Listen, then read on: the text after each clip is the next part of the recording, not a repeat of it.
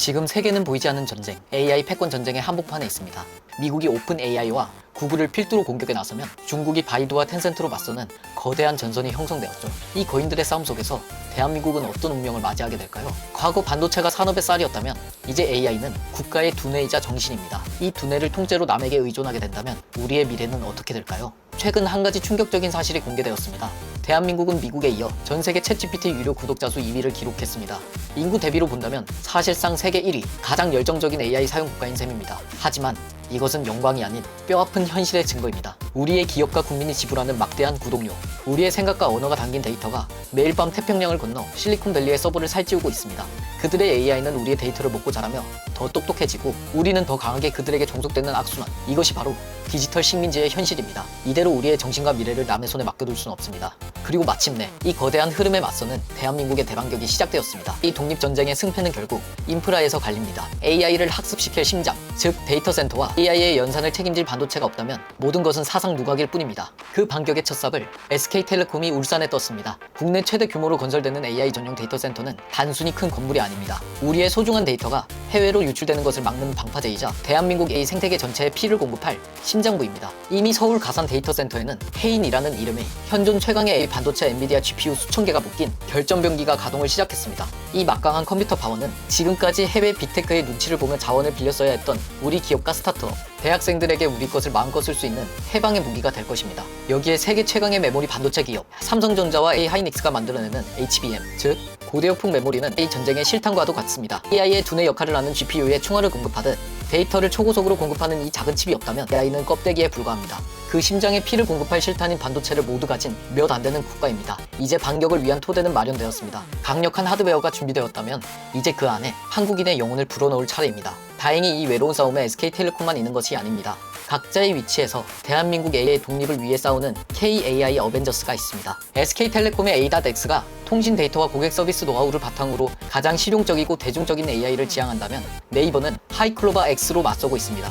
네이버는 지난 20년간 대한민국의 국민이 쌓아 올린 블로그, 카페, 지식인 등 세계 어디에도 없는 우리말 데이터의 보고를 가지고 있습니다. 이를 학습한 하이클로바 X는 한국인이 사용하는 최신 유행어와 미묘한 감정의 결을 그 어떤 외산 AI보다 깊게 이해합니다. KT 역시 믿음이라는 초거대 AI를 통해 금융, 공공 분야 등 특정 산업에 최적화된 AI로 승부수를 던졌습니다. 이들은 단순히 GPT를 따라가는 것이 아닙니다. 한국의 법률, 한국의 의료 시스템, 한국의 교육제도, 그리고 알아서 잘, 센스 있게 라는 말의 의미를 아는 진정한 한국형 AI를 만들기 위해 각자의 길에서 싸우고 있는 것입니다. 김치찌개를 맛있게 끓이는 법을 물었을 때 신김치를 돼지고기 기름에 충분히 볶아주는 것이 핵심이라는 정답을 아는 AI는 오직 우리만이 만들 수 있습니다. 하지만 이 거룩하고 외로운 싸움을 기업들에게만 맡겨둘 수는 없습니다. 이들의 반격 뒤에는 대한민국 정부가 그린 더 큰 그림, 바로 국가적 AI 비전이 함께하고 있습니다. 정부는 AI G3, 글로벌 탑3 도약과 AI 일상화를 국가 목표로 선언했습니다. 이것은 단순히 구호가 아닙니다. AI 기술 패권 경쟁에서 반드시 승리하여 모든 국민이 일상에서의 혜택을 누리는 디지털 모범 국가를 만들겠다는 국가적 의지의 표명입니다. 이를 위해 정부는 민간 기업들이 마음껏 뛸 수 있도록 판을 깔아주고 있습니다. 첫째, 막대한 실탄을 지원합니다. 정부는 AI 반도체, 차세대 AI 모델 개발 등 핵심 분야에 수조 원 규모의 전략 펀드를 조성하고 데이터 센터 구축에 파격적인 세제 혜택을 제공하며 기업들의 투자를 이끌고 있습니다. 둘째, 규제가 아닌 성장을 지원합니다. 세계 각국이 AI 규제에 골몰할 때 우리는 AI 기본법 제정을 추진하며 우선 허용, 사후 규제 원칙을 세웠습니다. 기업들이 규제에 발목 잡히지 않고 마음껏 새로운 시도를 할 수 있도록 규제 샌드박스를 활성화하고 있습니다. 셋째, 데이터댐을 건설하고 인재를 양성합니다.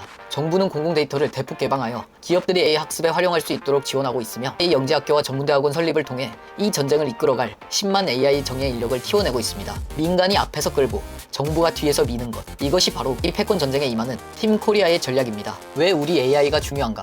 생존의 문제. 이처럼 민관이 힘을 합쳐 우리만의 AI를 가져야 하는 이유는 이것이 자존심을 넘어 생존의 문제이기 때문입니다. 만약 외산 AI가 동해를 일본해로 표기하고 우리의 역사를 왜곡된 시선으로 학습하여 답변한다면 어떻게 바로 잡을 수 있을까요? AI가 생성한 잘못된 정보가 전 세계에 퍼져나갈 때 우리는 그들의 서버에 접속해 수정해달라고 요청해야만 합니다. 우리의 역사와 정체성마저 그들의 손에 맡기게 되는 것입니다. 법률, 교육, 금융, 국방 모든 분야에서 마찬가지입니다. 우리의 특수성과 맥락을 이해하지 못하는 AI는 결국 반쪽짜리 도구에 불과합니다.